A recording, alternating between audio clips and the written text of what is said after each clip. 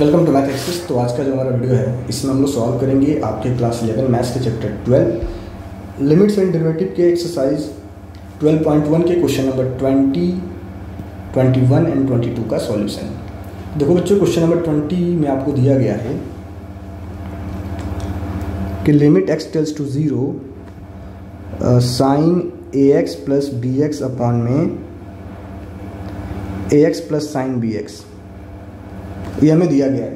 तो जैसे ही आप यहाँ पे x के प्लेस पे आप 0 पुट करते हो ना, आप देखोगे ये 0/0 का फॉर्म अटेंड कर रहा है। यानी जब ये 0/0 फॉर्म का है, यानी हमारा एक इंडिटरमिनेंट फॉर्म है और इसको हम डायरेक्ट सॉल्व नहीं कर सकते हैं। तो हमें करना क्या होगा कि हमें एक आइडेंटिटी पढ़ाया गया ना, हमें एक फॉर्मूला बताया गया कि limit x tends to 0 sine x/x हमारा 1 होता है। तो अगर हम किसी तरह इसको, इस वाले क्वेश्चन को अपने इस फॉर्म में कन्वर्ट कर पाएँ तो हम इसको ईजिली सॉल्व कर सकते हैं।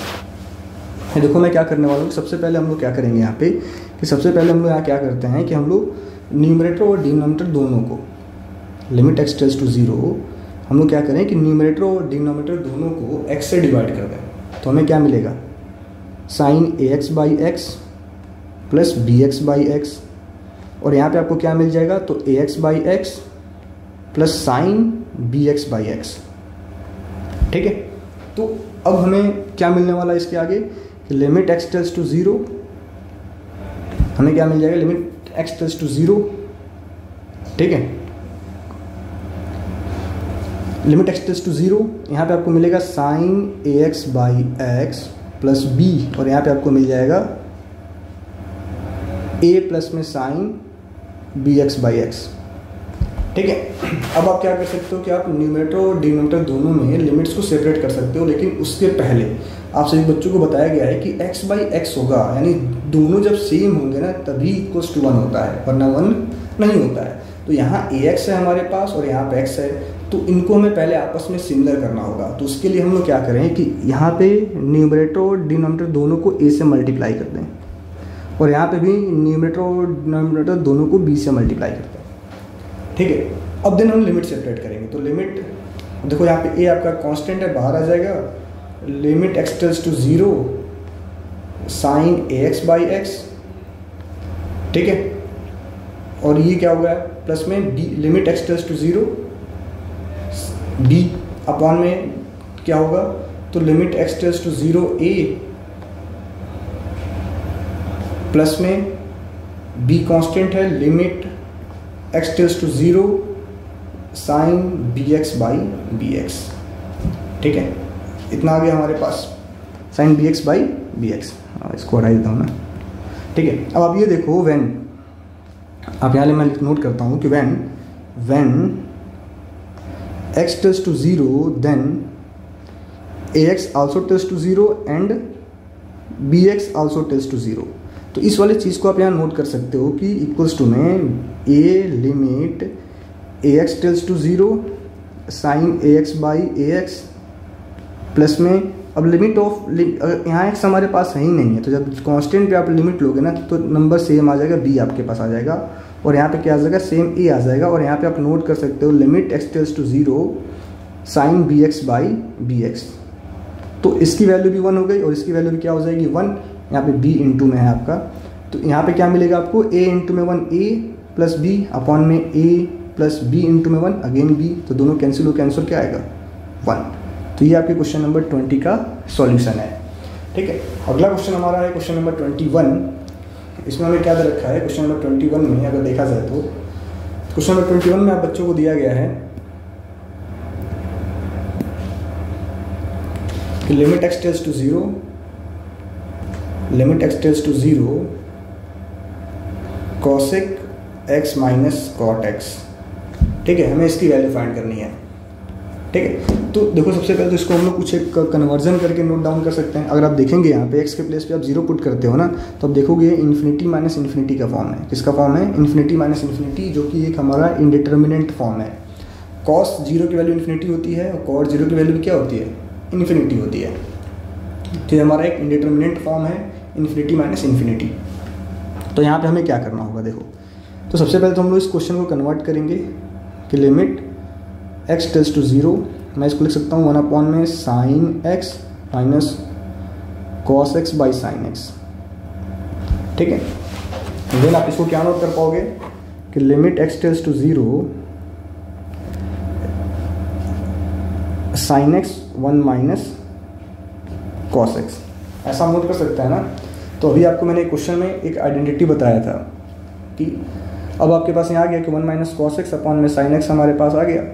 अब हमें क्या करना होगा, तो अगर आप ध्यान से देखेंगे कि 1 माइनस कॉस एक्स है और अपॉन में क्या है आपके पास साइन एक्स है, तो क्या इसको हम ऐसे नोट कर पाएंगे, अगर हम लोग न्यूमरेटर और डिनोमिनेटर दोनों को एक्स से डिवाइड कर दें तो हमें क्या मिलेगा 1 minus cos x by x, और यहाँ पे क्या मिलेगा आपको, तो साइन एक्स बाई एक्स मिल जाएगा।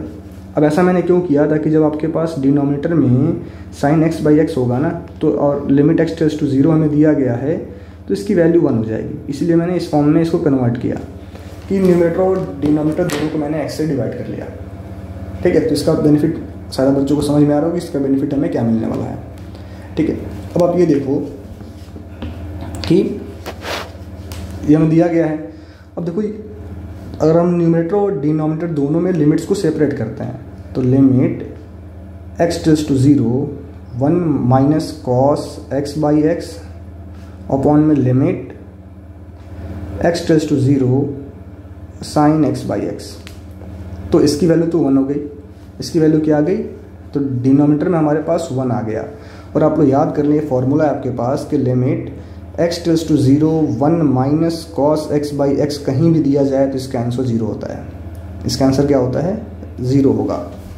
कहीं भी आपको दिया जाए ना ऐसा, तो इसका आंसर 0 आएगा। क्या आएगा, इसका आंसर 0 आएगा। या बच्चों को याद रखना है, ठीक है, कि कहीं भी आपको ऐसा दिया जाए limit x tends to 0 1 minus cos x by x, तो इसकी वैल्यू क्या होती है, 0। तो हमारे पास आ गया 0, तो 0 बाई 1 क्या हो जाएगा, 0। तो यह आपकी क्वेश्चन नंबर 21 का सॉल्यूशन। तो अगर किसी बच्चों को इसमें डाउट हो कि कैसे ये 0 होता है, तो आप हमें कमेंट करके बताएंगे, मैं इसको आपको एक्सप्लेन करके बता दूंगा। ठीक है, अगला क्वेश्चन हमारा है क्वेश्चन नंबर 22।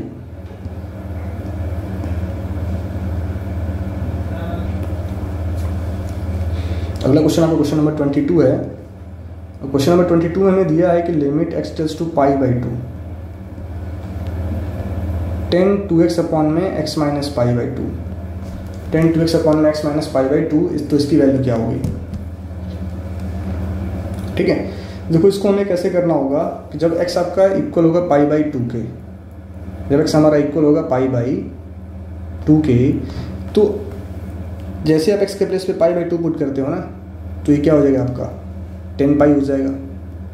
और 10 पाई क्या होता है, तो 0 बाई 1 0 बाई 1 0, और नीचे भी क्या हो जाएगा pi minus pi by 2 minus pi by 2 करो क्या आ जाएगा 0।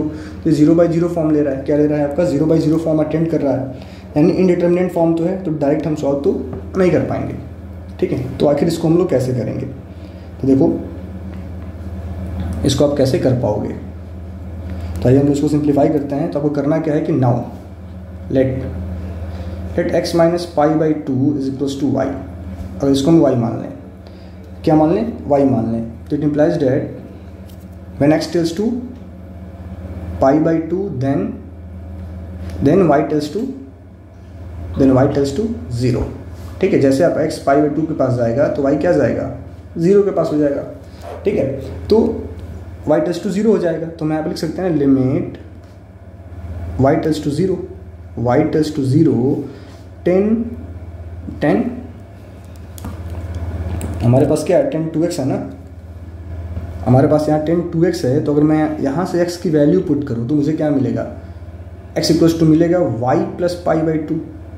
तो यहाँ पे मैं लिख सकता हूँ ना 2 times y plus pi by 2 upon में y, ऐसा आएगा। ठीक है, तो मेरे ख्याल से इसमें किसी बच्चों को कोई कन्फ्यूजन नहीं हुआ होगा। ठीक है, अब जब आप यहाँ पे एलसीएम लेके सिंप्लीफाई करते हो तो आपको क्या मिलता है, लिमिट y टेल्स टू 0 10 2 क्या मिल जाएगा आपको 2y प्लस पाई अपॉन में 2। तो 2 से 2 हमारा कैंसिल बाई y, यानी हमें क्या मिल गया, तो limit y tends to 0 10 pi plus 2y upon में y। तो इसको मैं क्या लिख सकता हूँ, लिमिट y टेल्स टू 0, ये आपको मिलेगा 10 2y बाई y, क्योंकि थर्ड क्वाड्रेंट में चला जाएगा ना।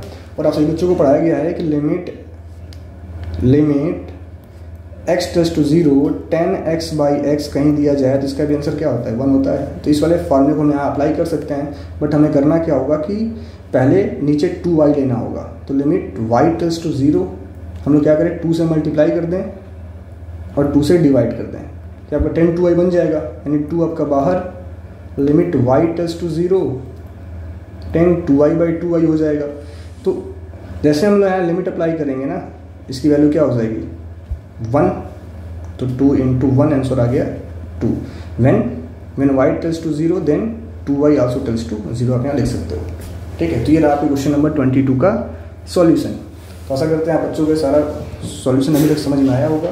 Thank you.